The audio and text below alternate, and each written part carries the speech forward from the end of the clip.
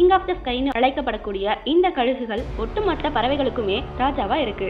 ஆனா கிட்டத்தட்ட 10,000க்கும் அதிக வித்தியாசமான பறவை இனங்கள் இந்த உலகத்துல வாழ்ந்துட்டு இருக்கிறப்போ இந்த கழுகுகள் மட்டும் கிங் ஆஃப் த பேர்ட்ஸ்னு அழைக்கப்படுறதுக்கான காரணம் அது தெரிஞ்சுக்கிறதுக்கு முன்னாடி இந்த வீடியோக்கு ஒரு லைக் கொடுத்துட்டு உங்களுக்கு ரொம்ப பிடிச்ச பறவை எதுன்னு கமெண்ட்ல சொல்லுங்க. ஒரு சின்ன எக்ஸாம்பிளோட சொல்லணும்னா, சிங்கத்தை விட சைஸ்ல பெருசா இருக்கக்கூடிய, அதிக பைட் ஃபோர்ஸ் கொண்ட, மேலும் அதிக கூட்டமா வாழக்கூடிய எத்தனையோ விலங்குகள் சிங்கம் வாழக்கூடிய அதே காட்டுல தான் வாழ்ந்துட்டு இருக்கு. ஆனா சிங்கத்துக்கிட்ட இருக்க அந்த ஆட்டிடியூட் அங்க வாழ்ந்துட்டு இருக்க மற்ற எந்த விலங்குகளுக்குமே கிடையாது. இதனாலதான் இந்த சிங்கங்கள் ஒரு ஏபெக்ஸ் பிரெடேட்டரா இருக்கிறதோட காட்டுக்கே ராஜாவாகவும் இருக்கு. ஸோ இதே ரூல் தான் பறவைகளுக்கும்.